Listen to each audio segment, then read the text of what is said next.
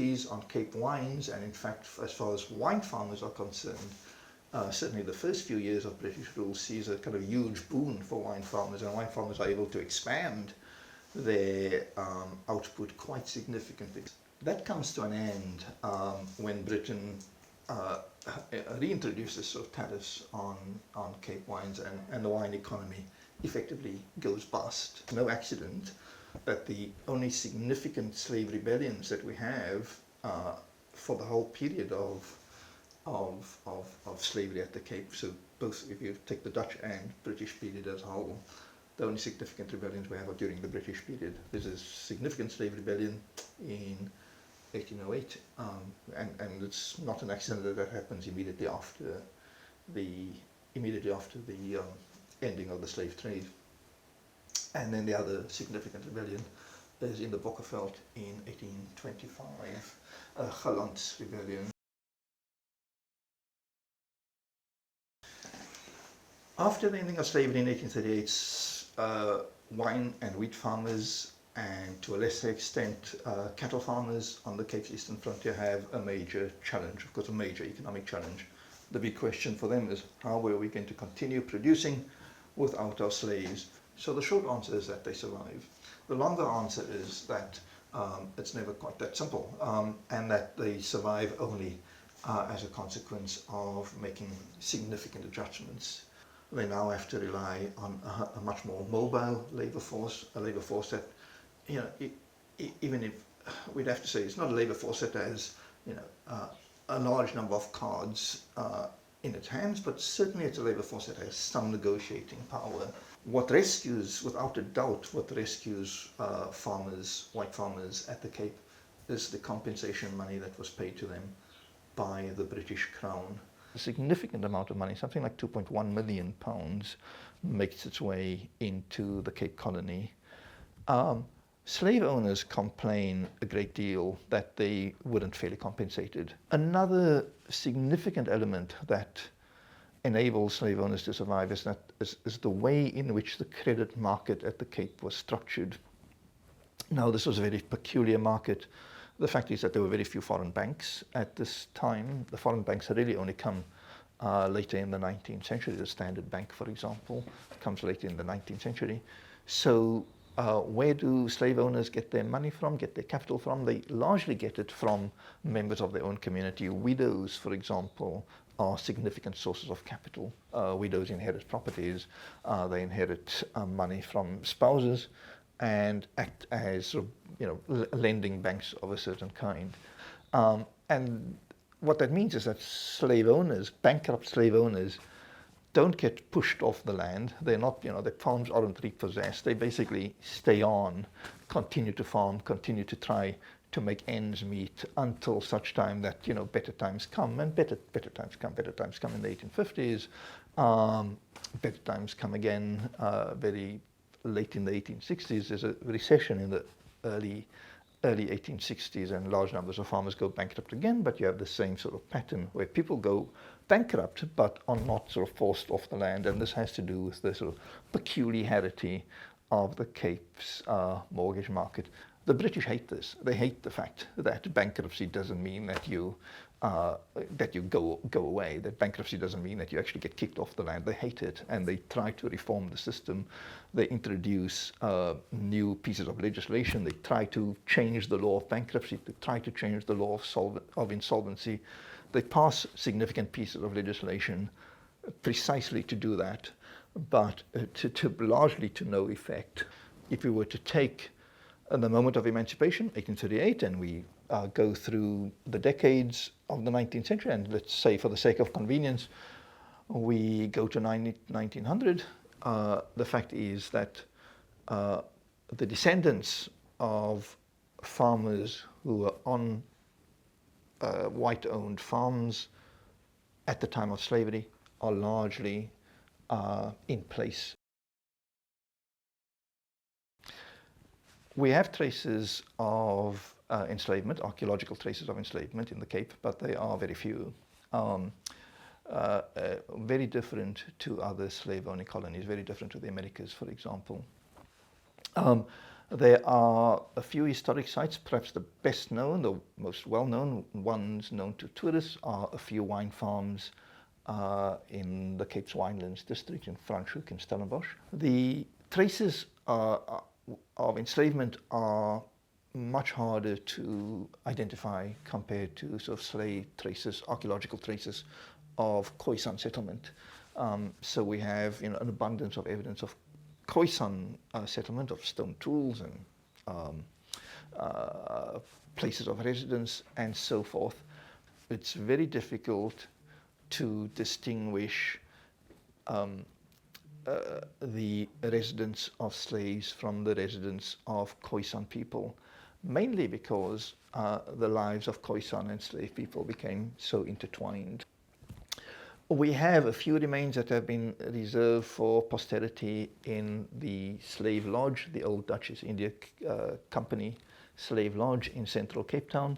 The Slave Lodge was the place of residence of the company's own slaves. For the 19th century, for the post-emancipation period, we'd have to go to mission stations to see archaeological remains of slaves, but in fact not so much of slaves, but of former slaves, of slaves who had been emancipated. The historical record, rather than the archaeological record, is much stronger. So we are able to identify certain houses in central Cape Town where we know that slaves lived, or we can guess with a great amount of certainty, even if we don't know. Even if we can't say with absolute certainty, we can guess by people's names, for example, whether these people were slaves or former slaves. So we have directories, street directories, which were drawn up on a very regular basis over the course of the 19th century, listing occupants, family members, and so forth. There are a number of significant long-term legacies between social conditions of workers today and the period of slavery. By far the best known one is the most sort of negative legacy is one of alcohol dependency, and especially sort of alcohol fetal syndrome amongst children born in the Western Cape. This is a direct legacy of slavery.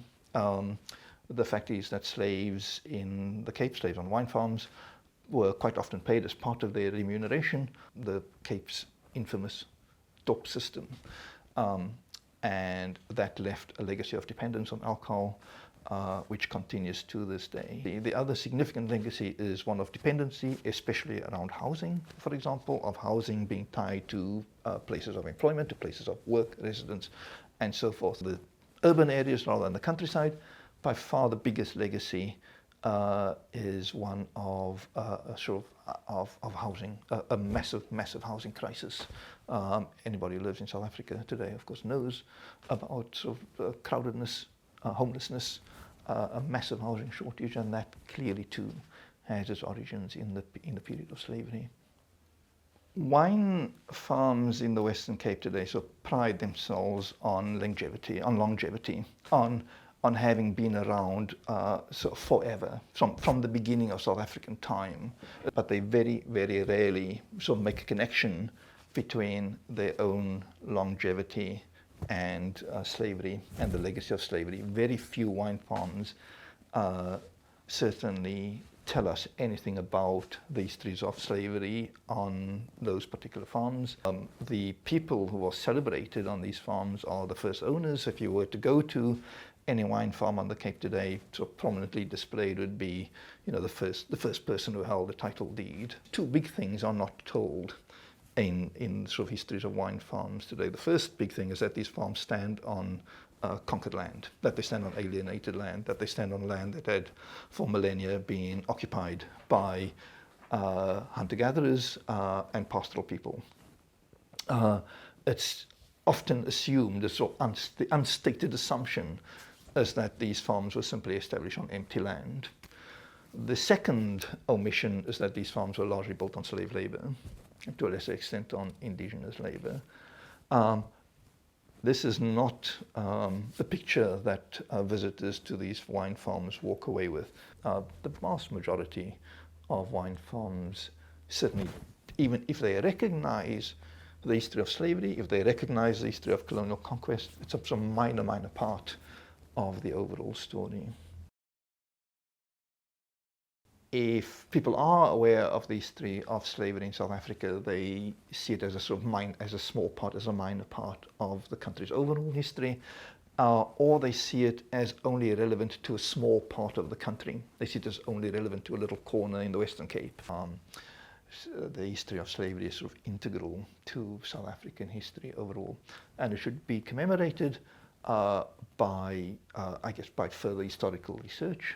There's a great deal of research that can still be done. What is potentially harmful around commemorating histories of slavery in South Africa is a sort of tendency towards essentialism. Sort of a tendency to see the history of slavery as just belonging to a certain group of people. There's also a tendency, I think a harmful tendency, to see people as either descendants of Khoisan people or as either descendants of slaves. We should recognize that the lives of, during the colonial period and after the colonial period, that the lives of former slaves, of imported slaves, and the lives of indigenous people became so intertwined that it's very difficult to separate out. Things are, in colonial societies, are very messy societies. People have all kinds of relationships. Of course, we know that there were all kinds of biological mixing occurred in the colonial period across racial boundaries. But in fact, slavery cast a long shadow.